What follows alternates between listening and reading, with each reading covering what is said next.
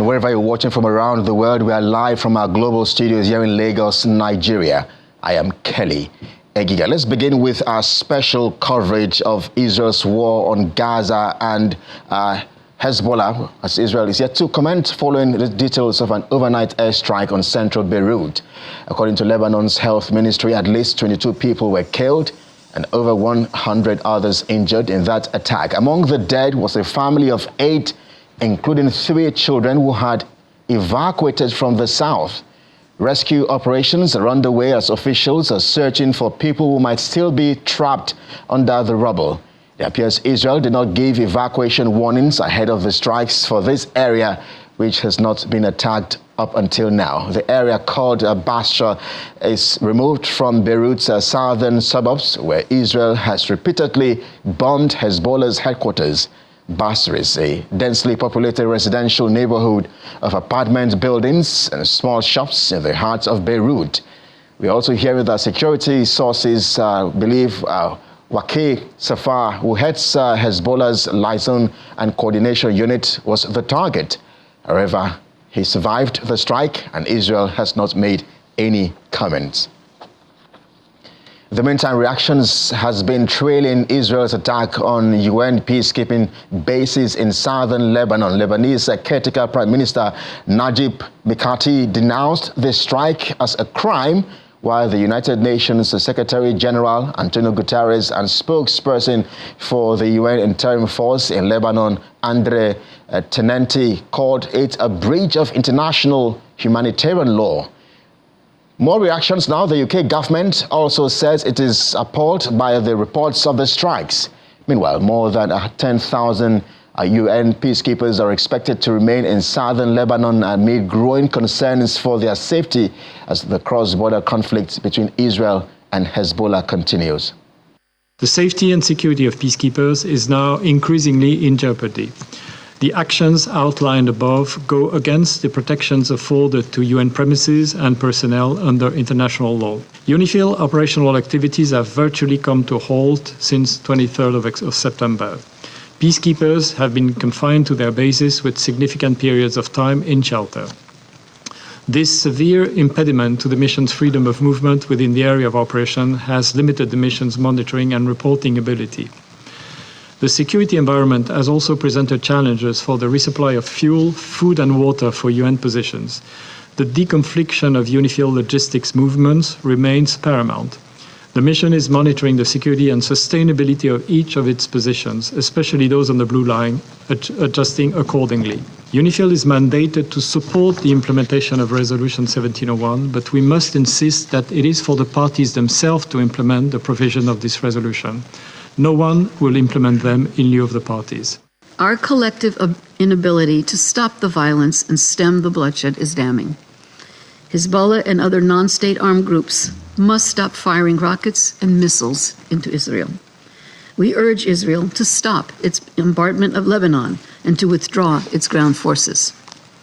The parties should seize the diplomatic options put on the table before them, not the weapons by their side.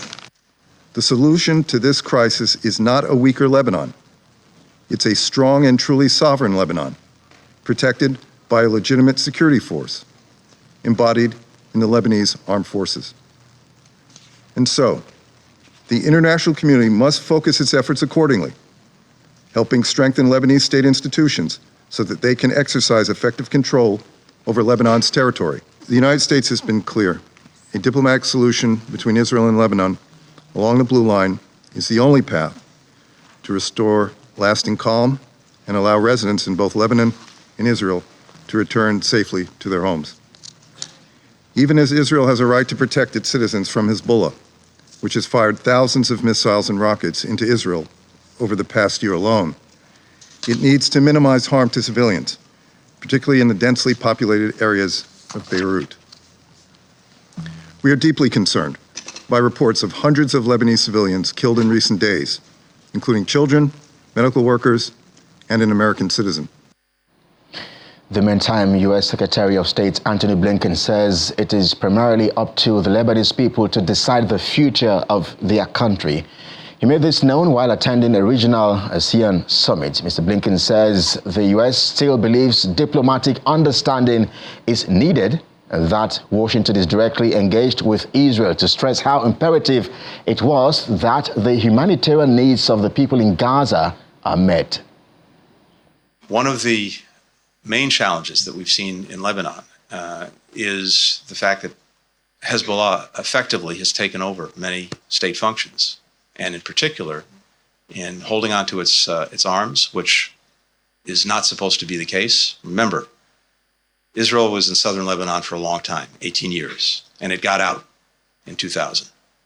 And part of getting Israel out of Lebanon were important understandings that are in UN Security Council resolutions 1701, 1559, that, among other things, would make sure that forces are not up at the border between the country, certainly not irregular forces like Hezbollah, and non-state actors are supposed to be disarmed. Well, that didn't happen. And Hezbollah has posed an ongoing threat to Israel ever since. When the horror of October 7th happened, the next day, Hezbollah joined in, trying to create another front. In the process, the rockets and other munitions that they were launching into northern Israel forced people to flee from their homes. And some 70,000 Israelis have had to leave their homes. Similarly, in southern Lebanon, because Israel responded to these attacks from Hezbollah, you have many people who had to leave their homes. This is well before the last few weeks. This is what happened over the last year. And we all have a strong interest in trying to help create an environment in which people can go back to their homes and live there safely and securely, and kids can go back to school. So Israel has a clear and very legitimate interest in doing that. The people of Lebanon want the same thing. We believe that the best way to get there is through a diplomatic understanding, one that we've been working on for some time and one that we're extremely focused on right now. Now, Israel has a right to defend itself against terror attacks coming from Hezbollah, from Hamas, from anyone else. But it's also vitally important that in doing that, they focus on making sure that civilians are protected and, again, are not being caught in a terrible crossfire. U.S. Secretary of State Antony Blinken, let's unpack and dissect the latest updates as regards Israel's war with Hezbollah and Gaza. We're joined by the VOA's Jacob Russell. He joins us live on the program.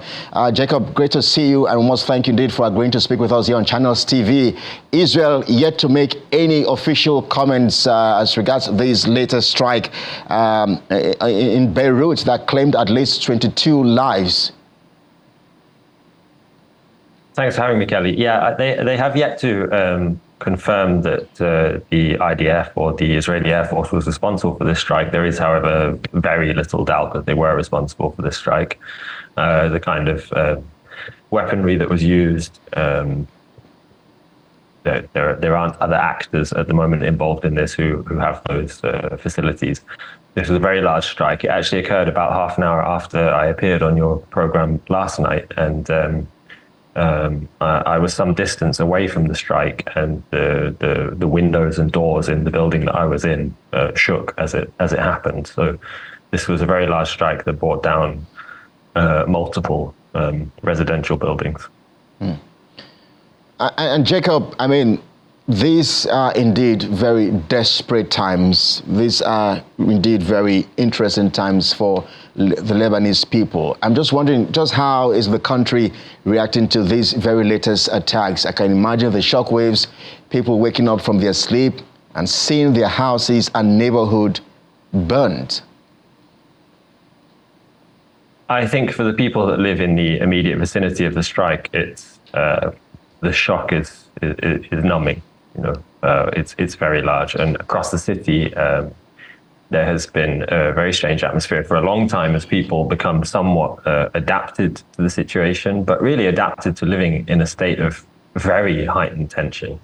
You know, and it was ironic that yesterday or the day before was World Mental Health Day, and you really have a nationwide, even amongst people that are not directly affected by bombing, you have a nationwide mental health crisis developing in Lebanon as people live in these conditions.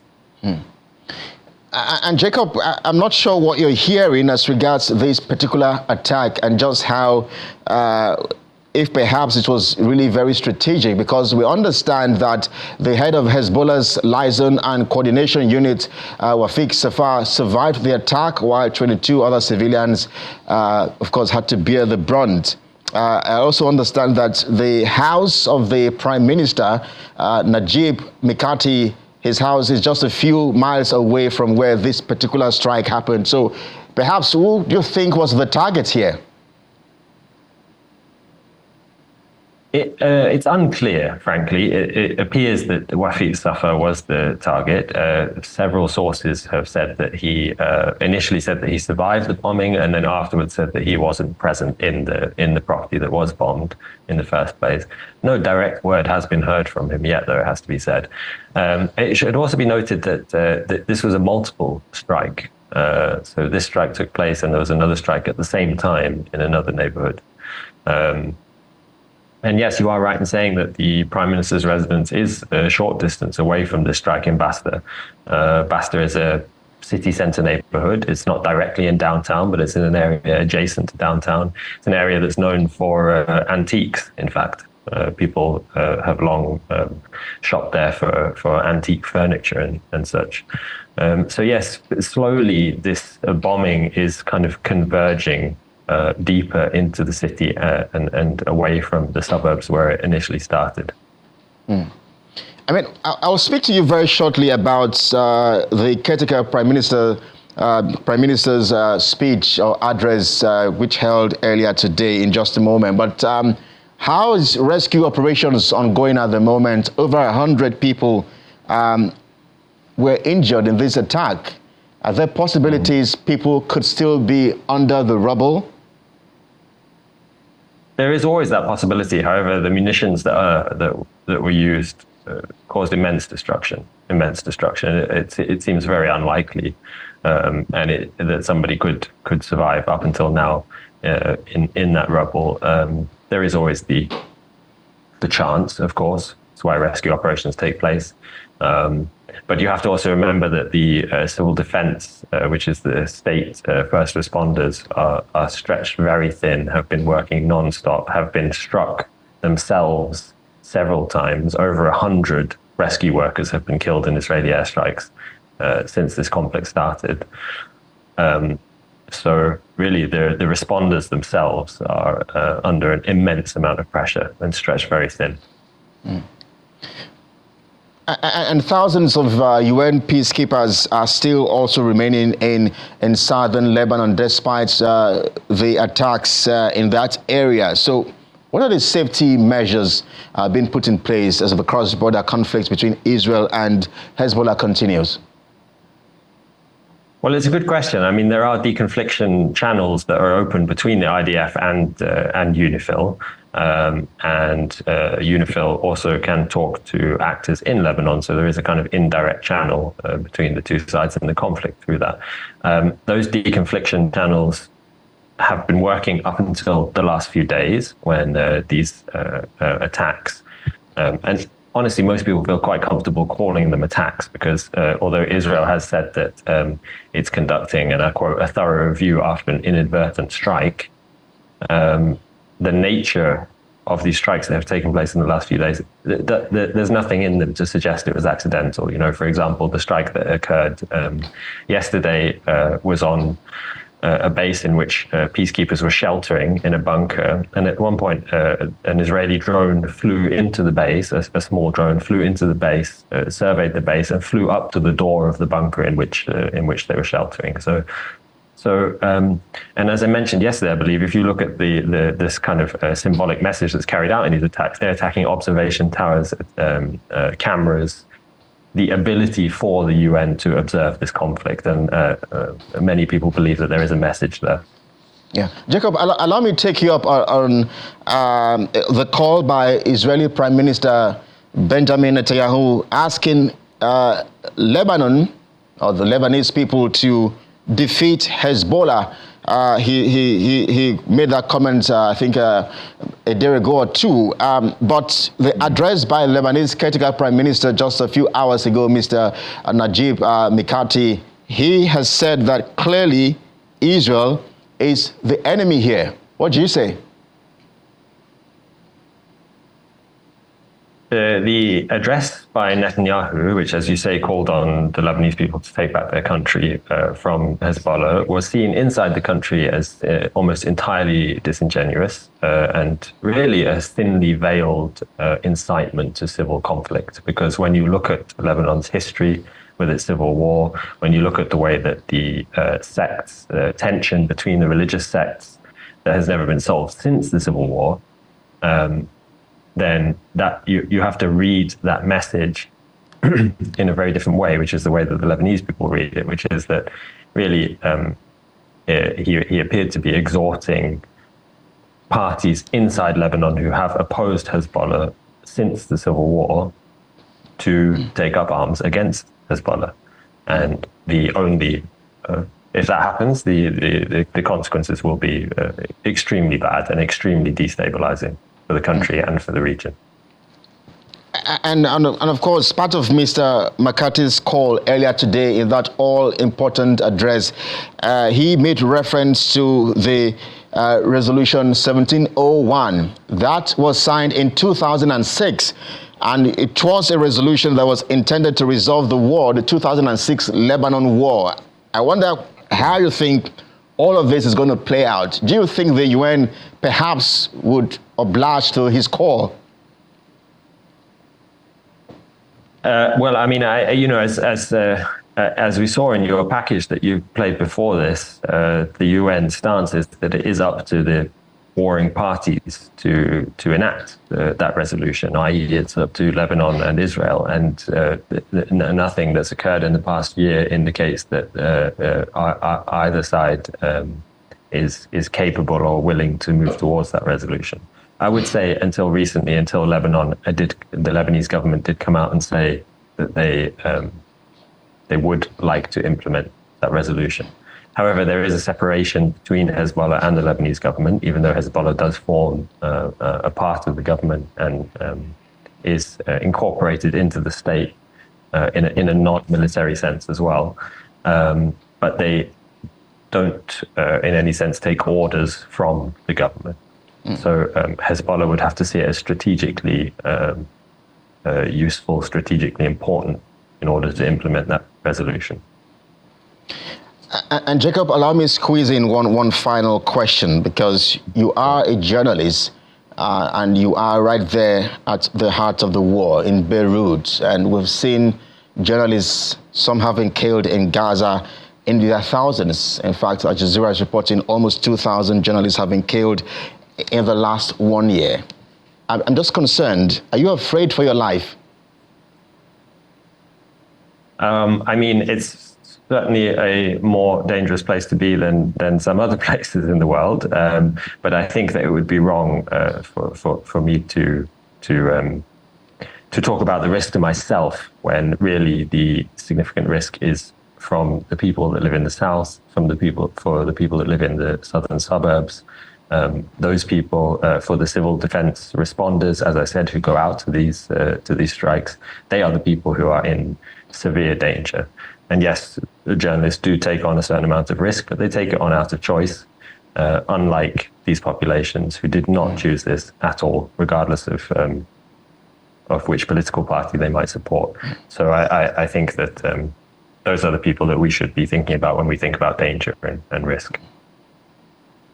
Well, it's a fine place to anchor conversations with you, Jacob, and conditions remain dire. Desperate times indeed, terrific conditions, devastating conditions right there in Beirut and southern Lebanon. We must thank you indeed for bringing us up to speed with developments right there in the region. Jacob Russell, VOA correspondent live for us in Beirut. And please, Jacob, stay safe.